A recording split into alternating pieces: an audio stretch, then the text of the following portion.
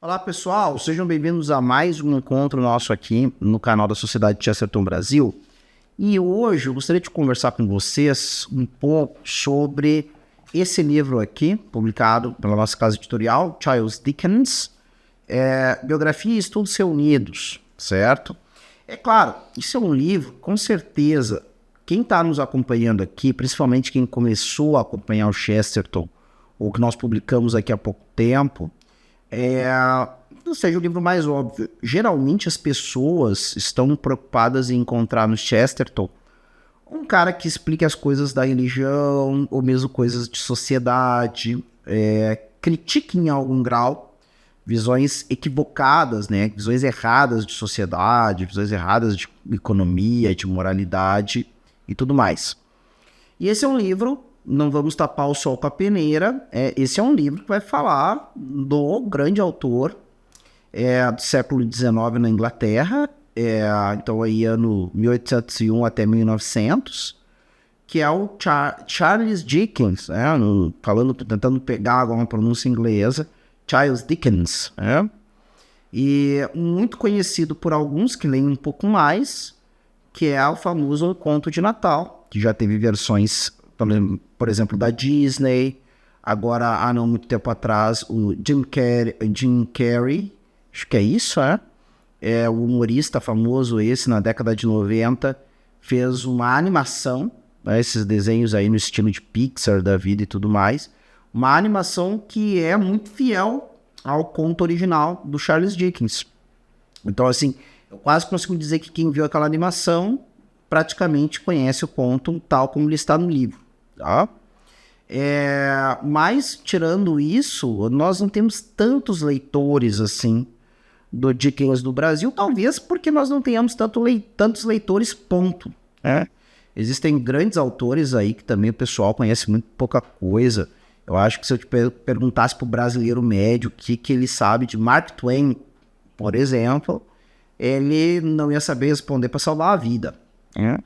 Ou então pegar grandes autores nossos. E nós estamos aqui no Rio Grande do Sul. Existe um cara sensacional chamado Érico Veríssimo, que escreve praticamente a epopeia, uma narrativa, uma saga do Estado, né? Então esse cara, também para muitos gaúchos é desconhecido e para brasileiros também, assim por diante. Alguns conhecem porque para fazer o vestibular geralmente cai algum livro dele, dessa epopeia dele, dessa grande narrativa em mais de um volume, certo? Que é O Tempo e o Vento. Então isso. E aí, qual é o interesse de nós lermos um livro que vai falar de um autor específico que muitas vezes não leram? E aí a gente vai falar aqui, na verdade, de uma capacidade que o Chesterton possui, que é sensacional, que é de usar, aqui, na verdade, ele vai fazer uma verdadeira crítica literária, ou seja, uma análise do texto, dos personagens, dos livros, da maneira de escrever do Charles Dickens, certo? Mas, em meio a tudo isso, o Chesterton não consegue deixar de fazer uma análise da realidade, da pessoa humana, de todas as circunstâncias, os eventos, acontecimentos, tragédias, fracassos, vitórias que envolvem a vida humana. Então, assim, esse é um livro que me interessaria mesmo não tendo lido Charles Dickens. Olha, é um livro que pode ser muito útil se você consegue compreender os exemplos que o Chesterton dá. E muitas vezes esses exemplos são bem compreensíveis, mesmo que você não tenha lido os livros. Mas o que eu quero pegar dele hoje é algo que eu acho que todo mundo vai entender, que é uma pergunta, não está bem no comecinho do livro, mas é já na sua introdução, certo? Então, que eu diria, você não percorreria três páginas, na verdade é o primeiro capítulo, a Era Dickens. Então, as primeiras 3 ou 4 páginas você chegaria aqui nesse lugar, aonde o Chesterton vai colocar que muitas pessoas do seu tempo, eu acredito que no nosso também. Então esse é a grande pergunta, vamos dizer assim. É o grande feito essa introdução, esse prefácio agora que eu fiz aqui. A grande pergunta dessa nossa conversa eu vou fazer vou tomar como grande pergunta da nossa conversa esse trecho aqui do Dickens, tá? Essa pergunta, perdão, do Chesterton acerca do Dickens. Ou melhor, a pergunta que ele dizia que era tão frequente no seu tempo. E eu acredito que no nosso tempo também. Porque, vamos à pergunta, para começo de conversa. Diz Chesterton, há muitas respostas modernas à pergunta: por que não há grandes homens hoje? Então essa é a pergunta. Por que nós não temos grandes homens hoje em dia? E a gente faz essa pergunta em várias áreas. Então tem gente que pergunta isso no campo dos esportes. A gente sente já, estamos chegando já próximo à Copa do Mundo. Novamente vamos chegar no limite do tempo que nós levamos para ganhar uma Copa do Mundo, sem ganhar uma Copa do Mundo. A última grande espera foi 24 anos, agora vamos nos aproximar de um novo ciclo de 24 anos. Parece que surgem vários talentos, mas parece que nunca é aquele cara que decide. Isso também vale para o mundo da política, nem se fala há quanto tempo os brasileiros se veem numa condição de terem a sensação que não votam no melhor, mas votam naquilo que eles acham ser o menos pior. No campo das artes mesmo, aí quem se interessa mais por literatura, por artes no geral, também muitas vezes pensa, poxa, mas tá faltando surgir um gênio brasileiro mesmo na atualidade, assim por diante. E o Chesterton vai buscar uma resposta para isso. Há muitas respostas modernas à pergunta por que não há grandes homens hoje. Publicidade, tabagismo, decadência da religião, decadência da agricultura, humanitarismo, demais humanitarismo de menos, insuficiente educação das pessoas, educação das pessoas, todas as causas são dadas como explicação. Então é interessante porque a mim parece, ao menos, que na atualidade também nós temos pessoas atribuindo uma fragilidade de personalidade, uma falta de força interior das pessoas, uma falta até agora, quando pega o mundo masculino, a questão da virilidade, a questão da masculinidade. Eu já vi explicações para isso dos mais diversos tipos, partindo da ideia de que isso realmente é um problema de verdade, tá? A alimentação agora está muito pior do que era antigamente, as pessoas não são criadas para serem fortes, assim por diante, né? Então, tudo isso está aqui como explicação. Acredito que muitas das explicações para vários problemas hoje em dia, inclusive esse também, aparece como aparece aqui no Chesterton. Tem gente explicando por várias vias. E algumas vezes, a impressão que dá, inclusive, é que algumas pessoas usam explicações contraditórias entre si ao mesmo tempo. Alguns vão dizer que o problema, enquanto dizem que o problema do homem ocidental ou de um grupo aqui hoje em dia é ser muito religioso, por outro lado vão dizer que o problema é ser muito capitalista ou materialista ao mesmo tempo. Então eu coloco, por exemplo, numa crítica aos conservadores, por exemplo, o fato deles serem muito religiosos e não serem abertos ao social, né? Mas se a gente vai olhar, né, essa forma de capitalismo, esse ideal de que liberdade econômica e tudo mais é o que resolve o problema, é completamente contraditório com a ideia de que a solução, a salvação é uma salvação religiosa, uma salvação que vai para além desse tempo e tudo mais. Então um grupo, em tese, buscaria a salvação nesse mundo. Explicação materialista de qualquer tipo, seja capitalista, seja marxista e assim por diante. Um outro grupo vê a salvação vindo do céu, vindo da religião. E algumas vezes essas críticas moram no mesmo sujeito. E as pessoas vão largando argumentos, muitas vezes não se preocupando em saber se esses argumentos fazem sentido. E aí o Chesterton vai então dar a sua explicação. Se dou a minha própria explicação, não faço pelo seu valor intrínseco, ou seja, seu valor próprio, aquilo que ela tem valor por ela mesma. Faço porque minha resposta à pergunta por que não há grandes homens hoje em dia é uma maneira breve de afirmar a diferença mais profunda e catastrófica entre a nossa época e o começo do século XIX, a época à sombra da Revolução Francesa, a época em que Dickens nasceu. Então, assim, o Chesterton agora está juntando. O que tem a ver isso com o livro em que Chesterton fala de Dickens? Bom, tem a ver que o Chesterton considera, ele acredita que o Dickens nasceu numa época que tinha uma determinada forma de pensar, uma forma de enxergar o mundo, tá? O mais sensato dos críticos de Dickens, um homem de gênio chamado George Gissing, abre sua crítica comentando que o mundo em que Dickens cresceu era duro e cruel.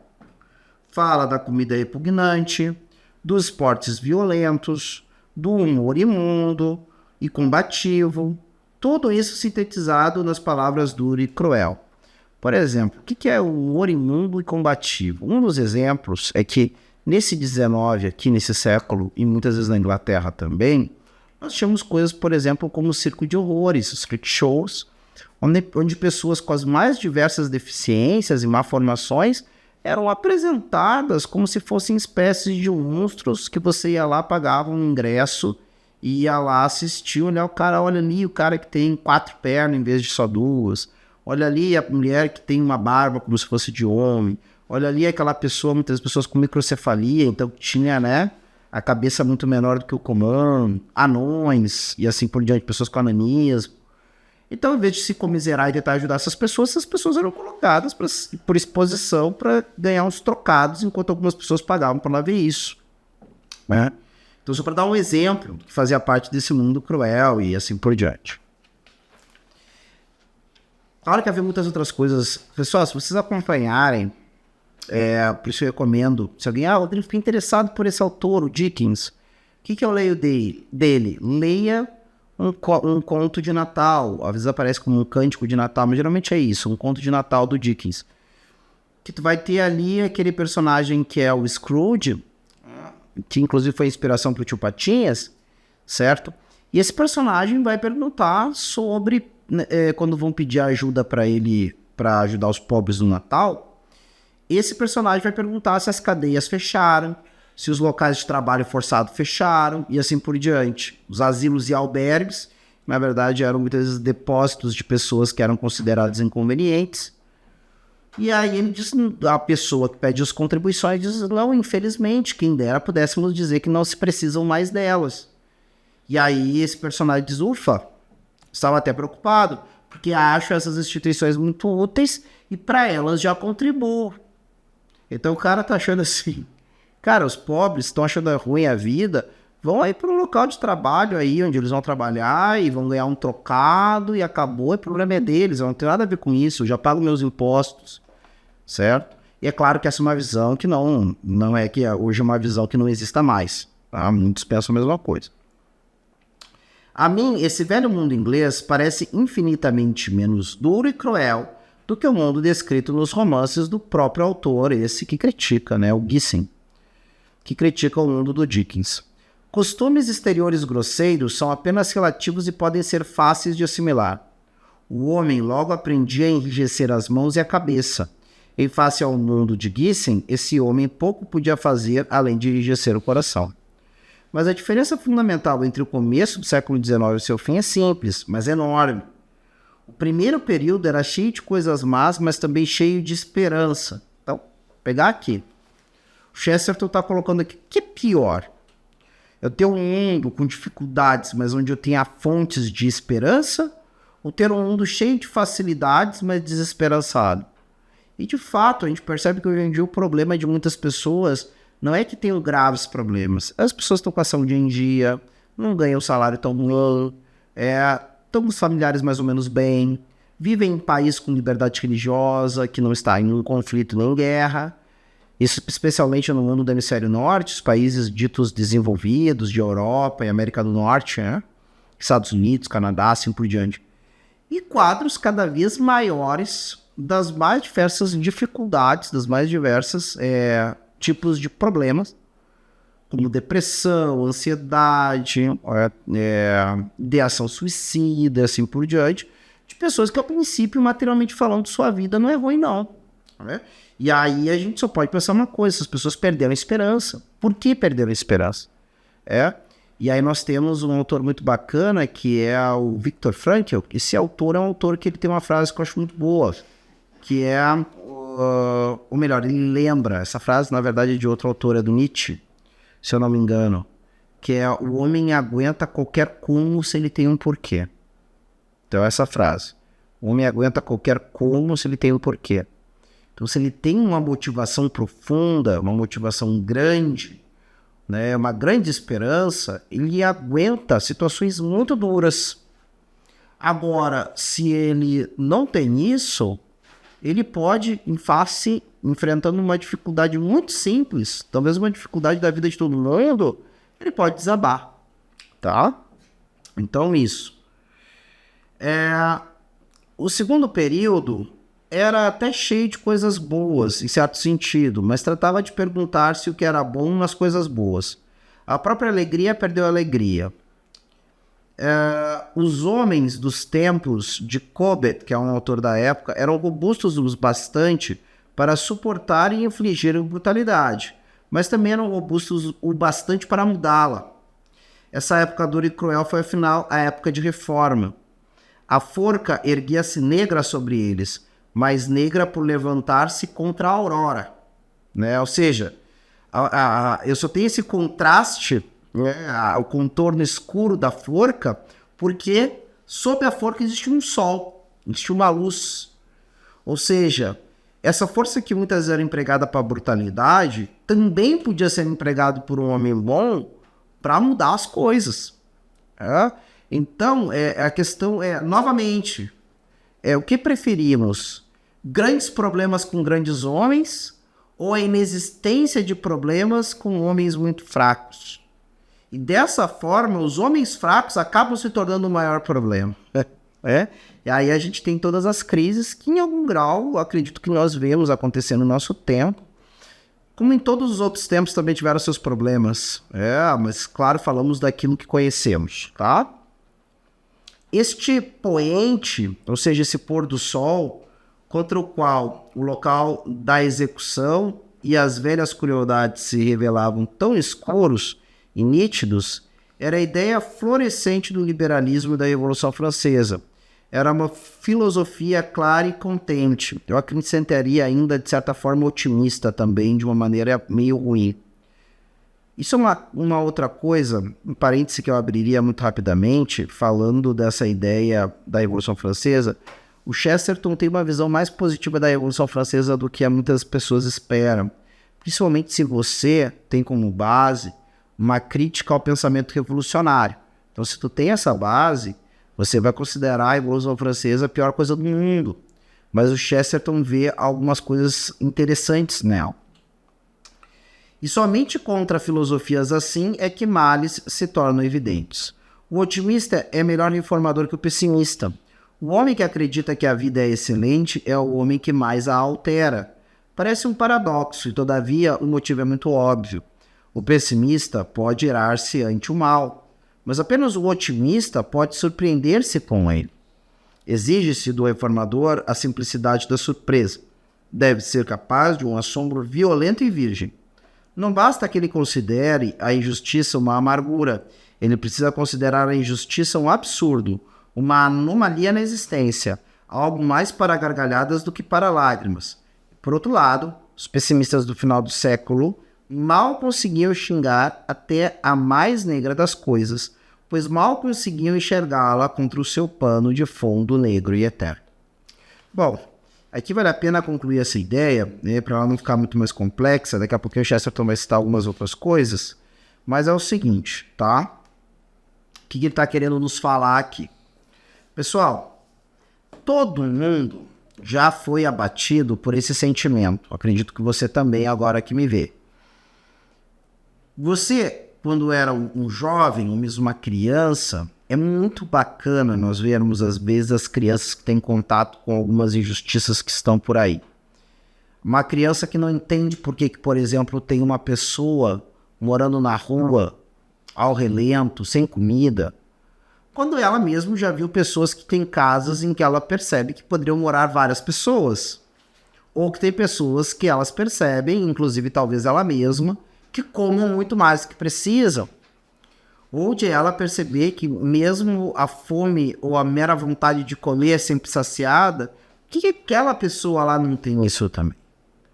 E ela vai perguntar pro pai, pra mãe ou pro adulto que tá perto dela, tá, mas a gente não pode... Lá em casa, pode ser o caso, nós não temos 2 quartos sobrando, Tem 2 quartos vazios lá em casa, mamãe, papai, por que a gente não leva esse coitado que está dormindo aí na rua para casa lá para morar, para não ter que dormir na rua e assim por diante, tá?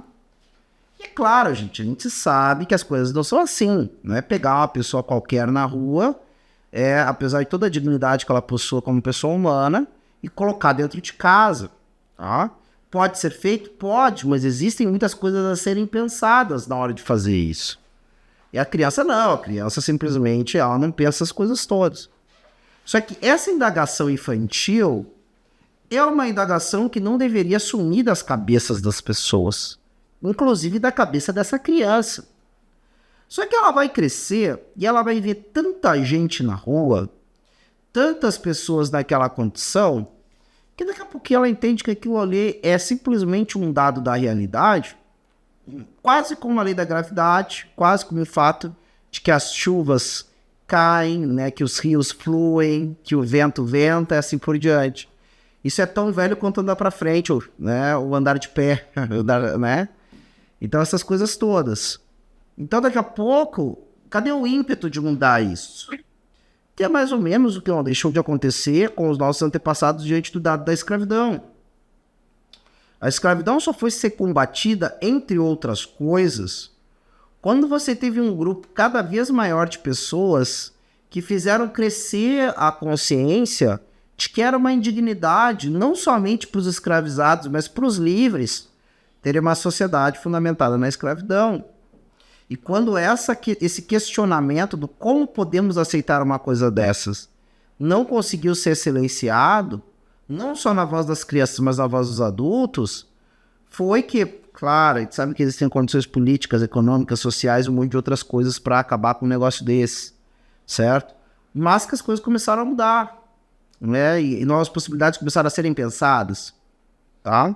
Então o problema que o Chesterton coloca é isso. O problema é que essas perguntas vão cada vez mais perdendo a sua força.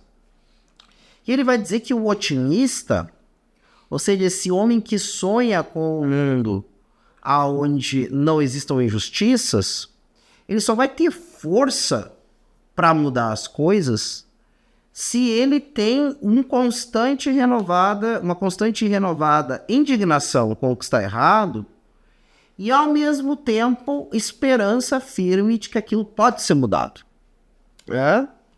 Ou seja, e é claro, e alguns vão dizer assim, Rodrigo, mas e aquele pessimismo, né, que é um pouco importante, porque, claro, algumas pessoas vão dizer assim, cara, é cansativo ficar o tempo todo esperando coisas que estão tão consolidadas, ou que as pessoas já estão tão conformadas que a gente quase não vê como isso vai mudar.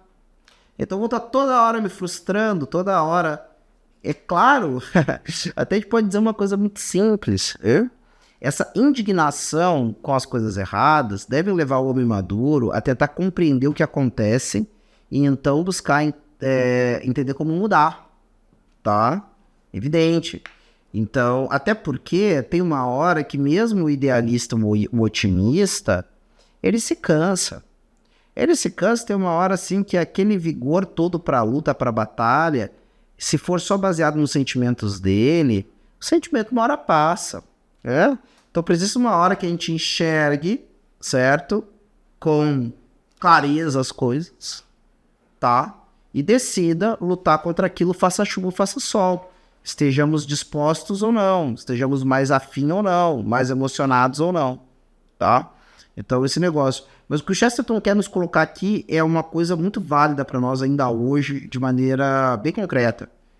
Se nós não criarmos uma cultura de um saudável otimismo, otimismo baseado em clareza, em possibilidades, certo? Nós nunca iremos melhorar as situações em que estamos. Se nós continuarmos dizendo sempre que as coisas sempre foram assim, nós nunca vamos mudar essas coisas. Alguma situação, para dar um exemplo para entenderem, esse que é o problema. Geralmente, as pessoas que podem resolver isso, muitas vezes são aquelas pessoas que não estão no aperto. Tá? Então, o que eu quero dizer é isso? Por exemplo, no caso dos escravos, boa parte deles estava numa tal situação que eles não tinham como lutar pela sua causa, né? Ainda que muitos depois que foram forros, ou mesmo que fugiram e foram para um lugar onde não havia escravidão, a partir de lá lutaram pela libertação das outras pessoas, tá? Agora, o cara que tem os meios para isso, muitas vezes o cara está numa situação de relativo conforto. E aí o exemplo que eu quero dar para vocês é uma outra situação. Uma situação, vamos dizer assim, um pouco extrema, que é a situação da guerra.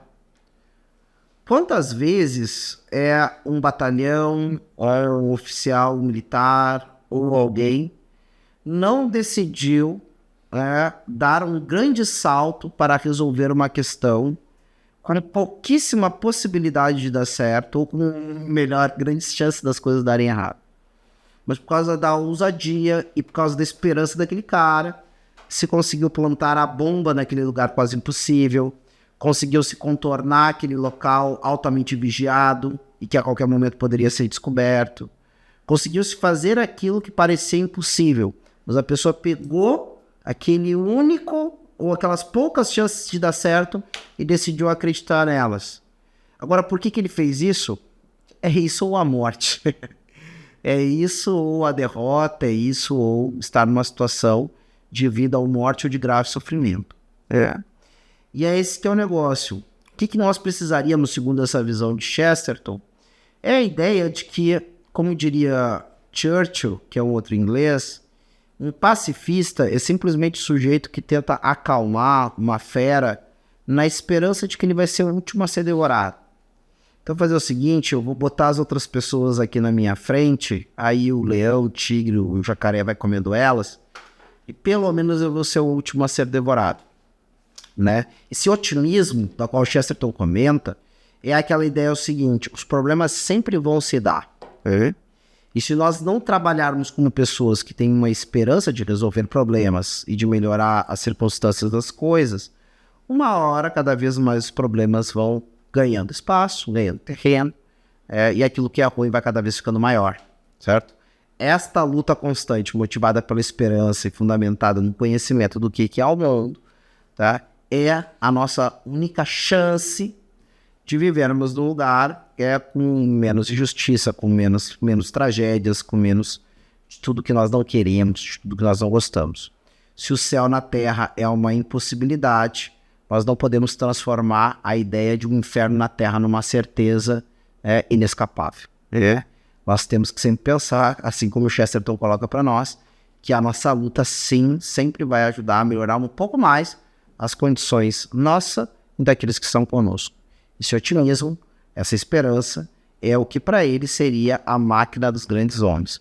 Que haveriam alguns, então, que para além de meramente colaborarem para manter as coisas boas, dariam passos à frente, para descobrir coisas novas ou retomar coisas antigas que foram perdidas, mas que agora são como que boas novidades.